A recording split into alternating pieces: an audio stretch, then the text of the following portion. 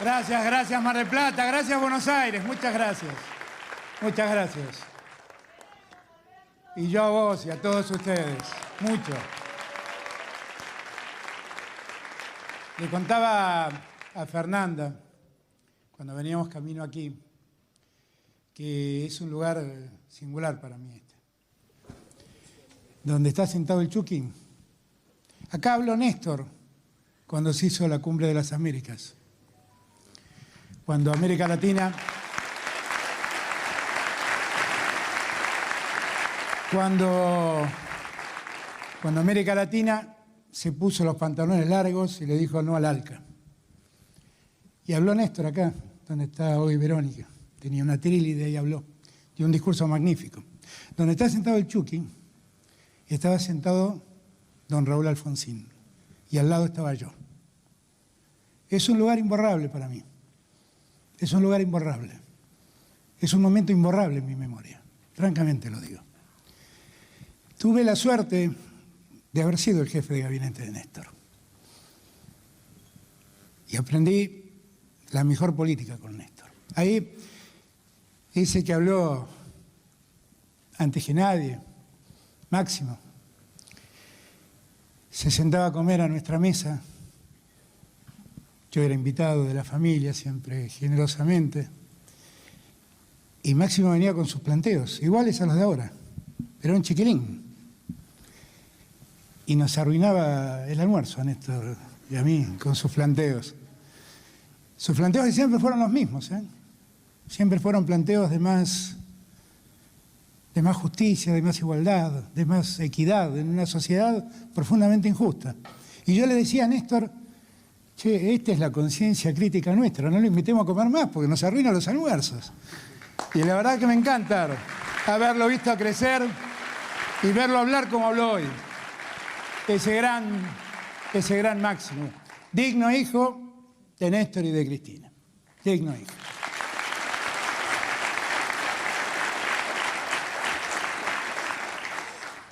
La verdad que en medio de todo esto, yo quiero proponerles que me dejen pensar en voz alta.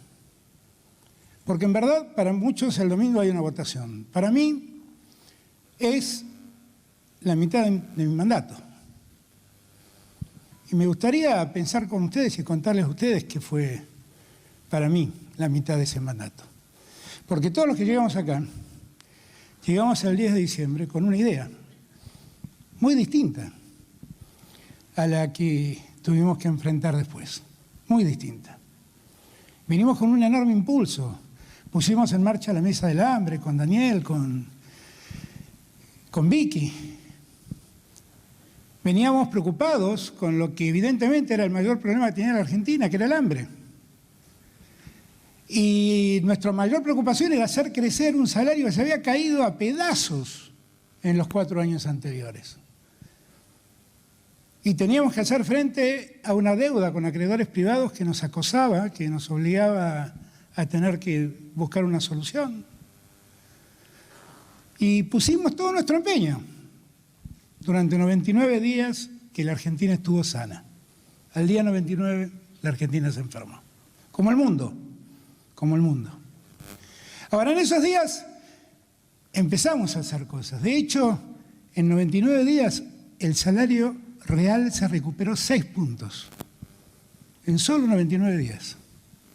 Que después la pandemia nos lo hizo perder nuevamente. Si uno mira hoy, el salario real está igual que en diciembre del año 2019. ¿Saben por qué no se cayó más el salario real? Porque la verdad que estuvimos muy presentes para que no cayera el salario. Porque nosotros no creemos en una economía donde el ajuste lo hagan los que trabajan. No creemos en eso. No creemos en eso. Definitivamente no creemos en eso. Y por eso es que hasta el día de hoy las paritarias están abiertas.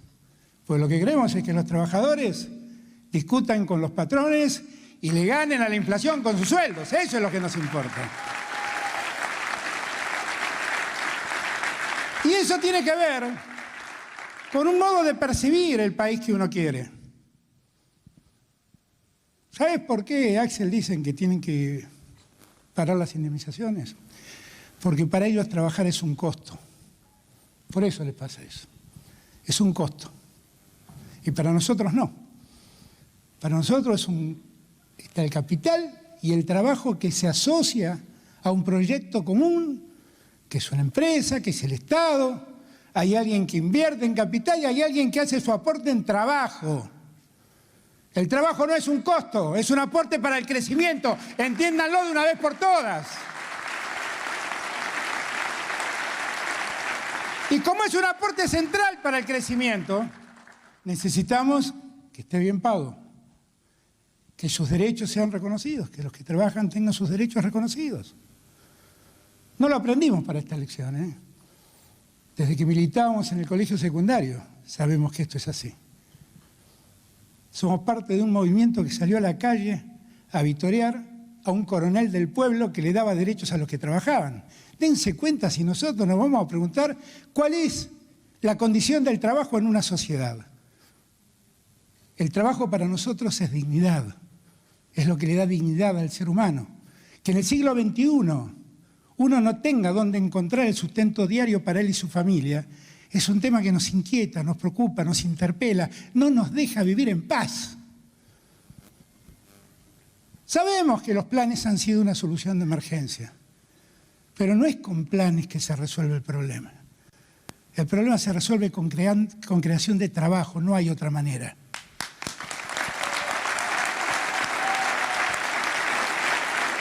Pero ocurrió, les decía que al día 99 nos tuvimos que enfrentar con la pandemia y la pandemia nos cambió todo.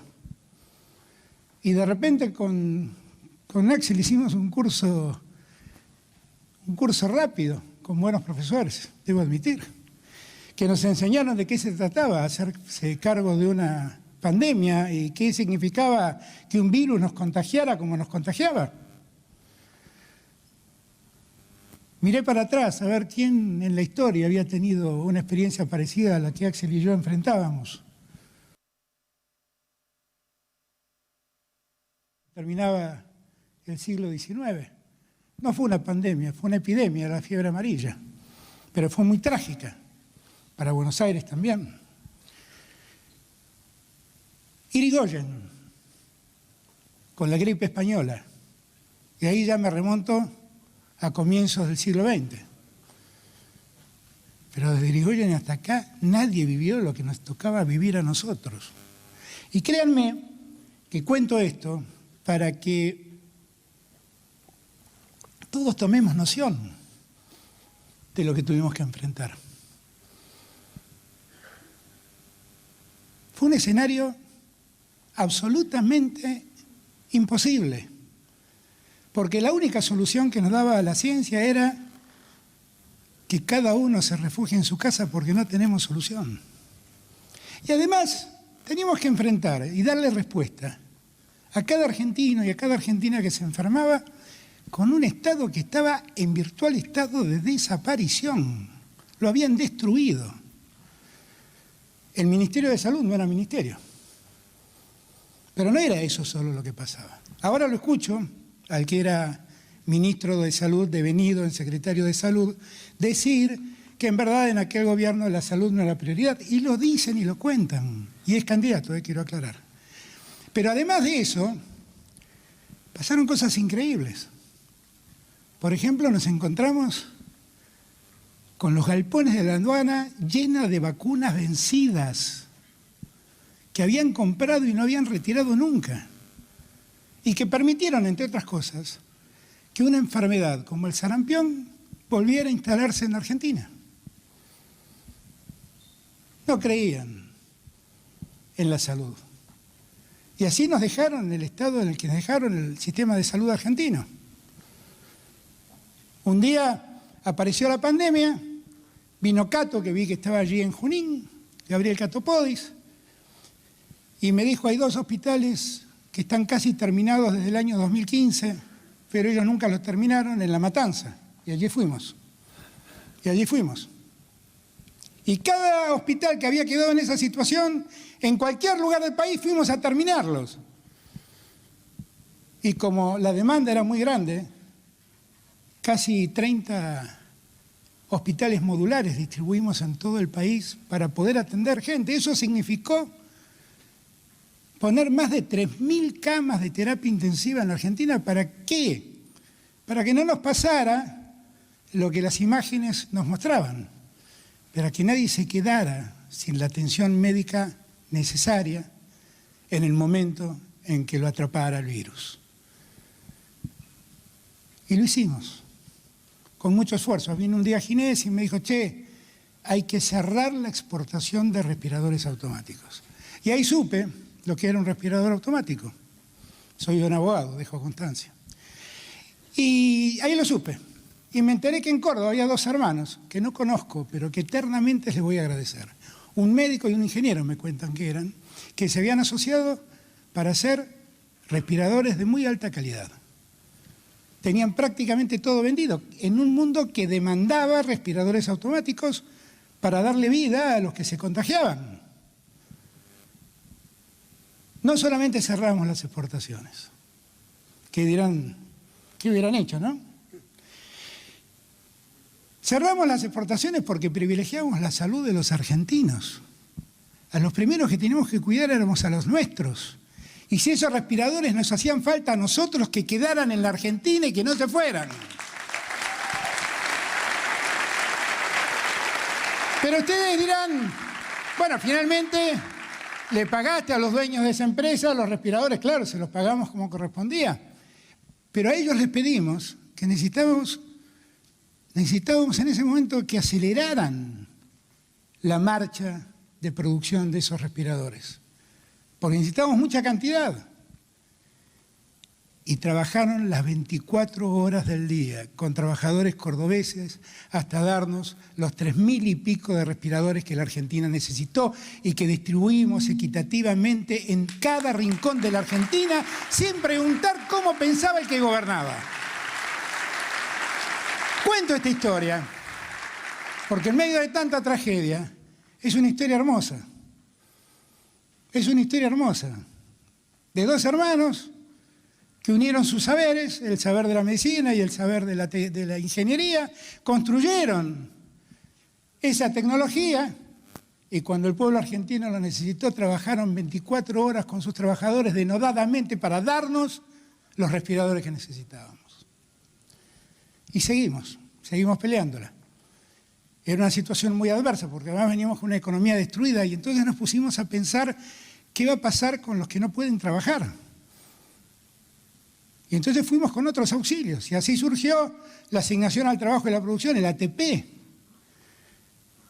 que lo que hizo fue sostener pequeñas y medianas empresas que de otro modo hoy hubieran cerrado.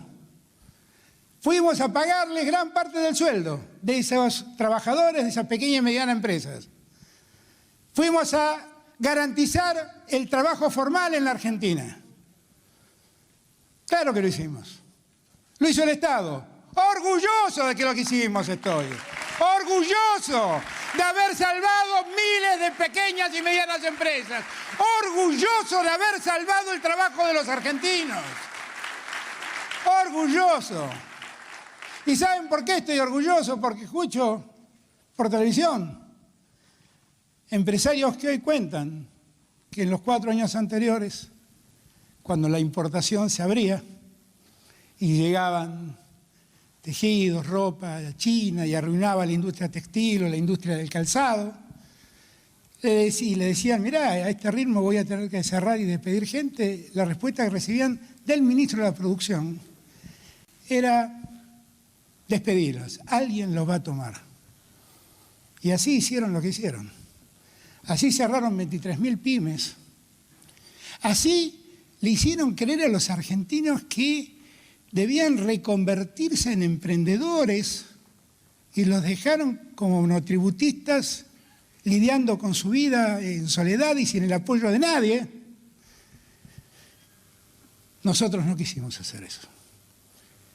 No quisimos que ninguna pyme se cierre y no quisimos que ningún trabajo se pierda. ¿Está mal? No. Somos peronistas, sabemos de qué se trata trabajar y de qué se trata producir.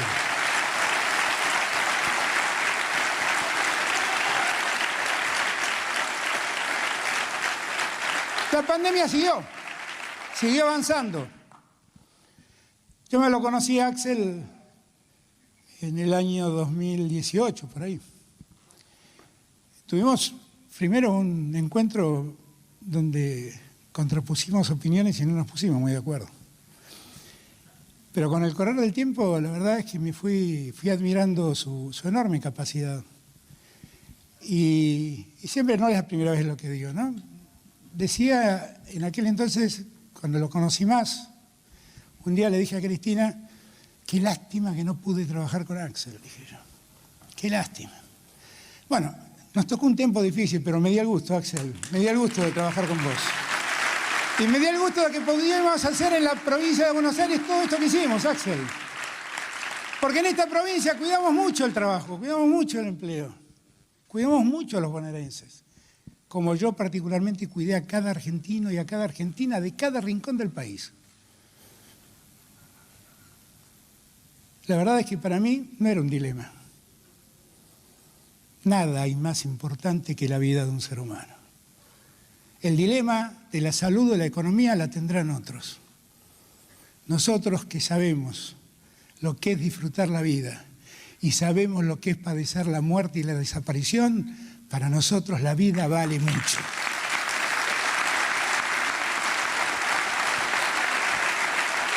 Y fuimos cuidando el trabajo cuando no se podía trabajar, miren qué ironía, ¿eh? Cuidando el trabajo, cuidando las fuentes de trabajo, fuimos cuidando a nuestra gente, garantizándoles que nadie que se enfermara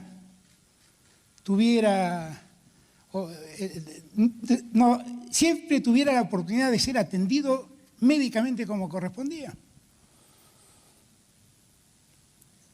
De repente nos encontramos que los que cerraban universidades, no les importaban los colegios, de repente le prestaron tanta atención a la educación y nosotros estábamos preocupados, precisamente porque los maestros podían contagiarse, porque los alumnos podían contagiarse, pero no era un capricho nuestro, era lo que decía la Organización Mundial de la Salud. Y tuvimos que sufrir una campaña, una diatriba permanente, haciéndonos aparecer a nosotros como gente a los que la educación pública, Hugo, no nos importaba, a nosotros, somos hijos de la educación pública, hijos, orgullosos hijos de la educación pública. Pero tuvimos que soportar todo eso, y seguimos avanzando, sobrellevando la situación. Y un día nos enteramos que había vacunas que se estaban haciendo en el mundo. En el medio, déjenme contarles algunas cosas que también son interesantes. Así como cerraron el Ministerio de Salud, obviamente también cerraron el Ministerio de Trabajo. También era un tema secundario para ellos. Era un costo. ¿Para qué hace falta un Ministerio de Trabajo? Pero también cerraron el Ministerio de Ciencia y Tecnología. Y entonces nosotros, que nos importa el trabajo en el siglo XXI, ¿cómo no nos va a importar el desarrollo del conocimiento, de la ciencia y de la tecnología? Recreamos el ministerio. Allí el CONICET solo tiene un ejército de 30.000 investigadores. Increíble, maravilloso, gente maravillosa, a la que volvimos a poner en el lugar que correspondía, el lugar que merece un investigador, un científico. En este tiempo de pandemia, lo que han hecho nuestros científicos ha sido impresionante. Miren, este barbijo que tengo acá, que vos tenés uno igual, vos allá tenés uno, vos tenés otro. Estos barbijos, vos, Mariano, tenés uno.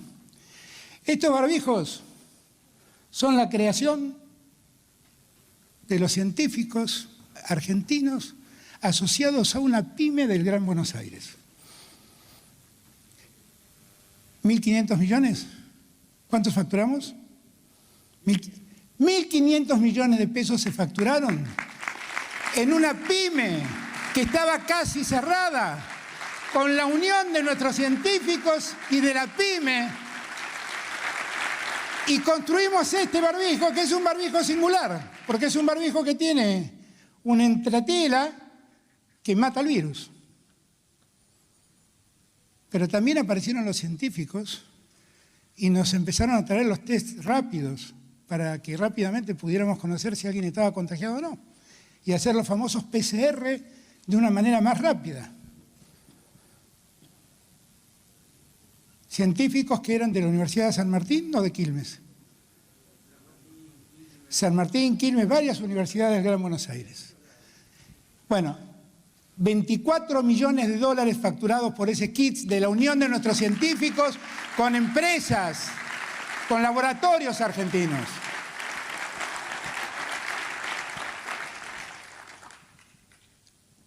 Dense cuenta, en medio de tanto dolor, porque obviamente nosotros que amamos la vida, el dolor que nos causa la muerte es infinito. En medio de tanto dolor, todo lo que fuimos capaces de recuperar.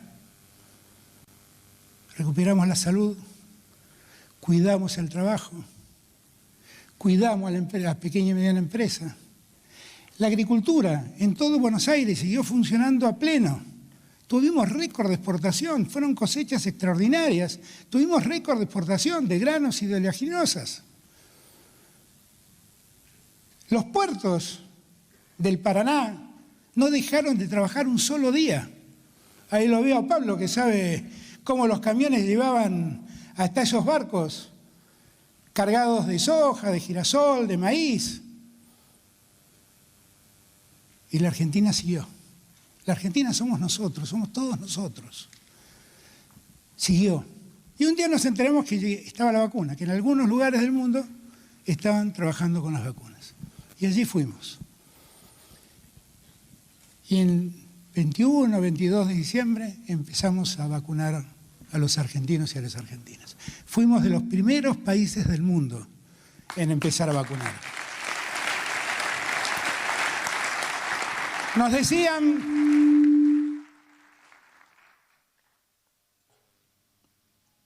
que nos estábamos comprometiendo geopolítica porque las vacunas eran producidas por el Estado ruso, por un instituto reconocido mundialmente, que si no me equivoco tiene 5 premios Nobel, solamente ese instituto.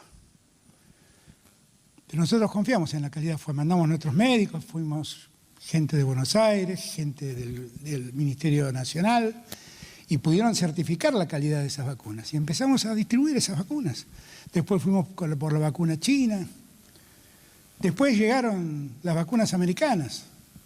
Hoy deben estar contentos porque hoy llega la vacuna Pfizer, así que con tanto que pidieron, hoy llegan, así que deben celebrar hoy. Los felicito porque la podemos tener.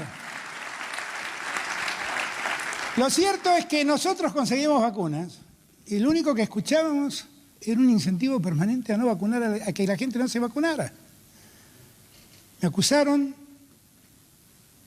de envenenar a la gente por las vacunas. Pero no nos importó, no bajamos los brazos, seguimos con el proceso de vacunación. Y el proceso de vacunación se fue acelerando, y cada día más, y cada día más, y cada día más. Y así fuimos saliendo de ese tiempo tan ingrato. Decíamos recién que en verdad la mejor política económica que tuvimos fue la vacuna, porque con la vacuna pudimos despejar el miedo al contagio, pudimos ir recuperando poco a poco la habitualidad de nuestras vidas y el proceso económico pudo contar con trabajadores y trabajadoras que movieran los engranajes de la producción nacional. Y lo vamos logrando. Y mal que les pese, recuperamos decenas de miles de empleos, recuperamos miles de pequeñas y medianas empresas. Tenemos récord de exportación. Vamos a terminar este año creciendo alrededor de un 8%. ¿Esto es suficiente? No, no es suficiente. Claro que no es suficiente. Porque todos tenemos claro que a muchos sectores, todo esto que se está viviendo en muchos otros sectores, en muchos sectores todavía no se vive. Que acá en Mar del Plata, yo tengo presente, que la gastronomía y la hotelería todavía están esperando el momento. Pero ya está el momento. Miren, hace 2 semanas atrás o 3 semanas atrás lanzamos un programa desde el Ministerio de Turismo, donde el Estado paga la mitad de lo que uno contrata. El previaje, lo llamamos. La demanda en las agencias turísticas incrementó el 500%.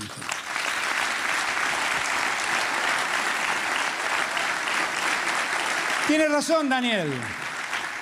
Tiene razón, Daniel. En diciembre, Mar del Plata va a volver a ser la ciudad feliz. No lo duden. No lo duden. No lo duden.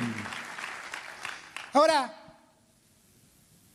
nosotros hemos conseguido todo esto en un tiempo muy difícil. Solo tuvimos 99 días de sanidad entre nosotros. Y de allí en adelante, solo tuvimos que cuidarnos, cuidarnos y cuidarnos.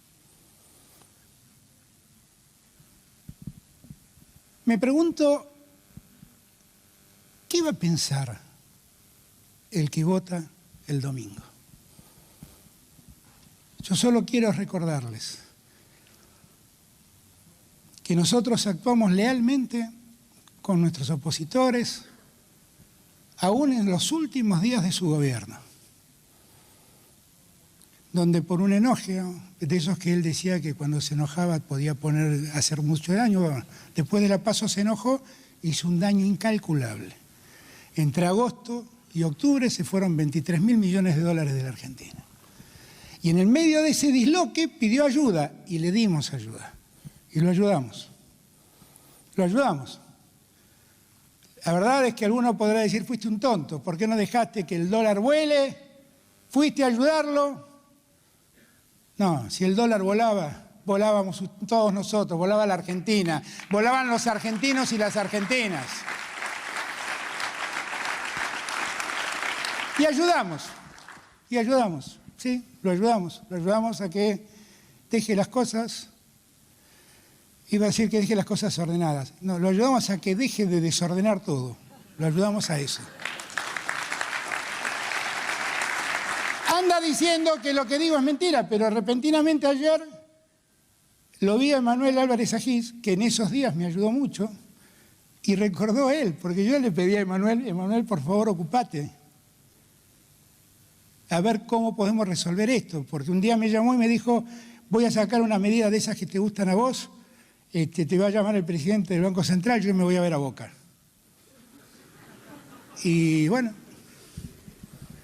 la medida fue el cepo. La medida fue el cepo.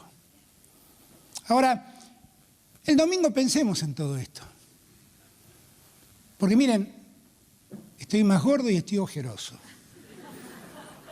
Estoy más gordo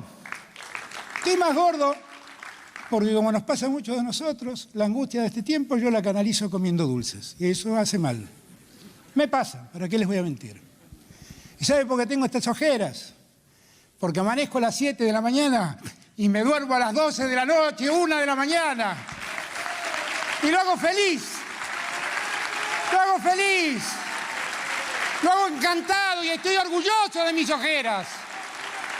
Las ojeras me las causó cuidar a mi pueblo. ¿Qué mayor orgullo puedo tener?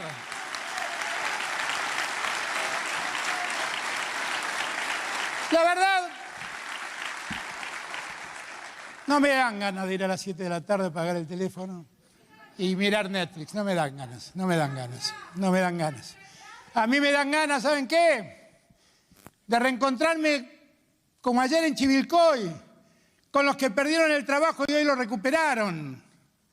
Voy a estar feliz el día que todos los hoteles y todos los bares y todos los restaurantes de Mar del Plata estén funcionando a pleno. Ahí voy a estar feliz. Y bienvenida mis ojeras, si es que logro eso. Bienvenido que sea así.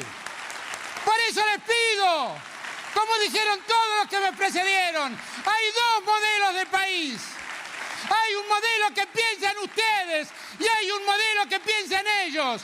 Por favor, voten por ustedes, voten por el pueblo, voten por los argentinos, voten por las argentinas, voten por las enfermeras, por los enfermeros, por los médicos, por las médicas, por los maestros, por las maestras, por cada trabajador y cada Argentina. Gracias a todos y todas. Gracias.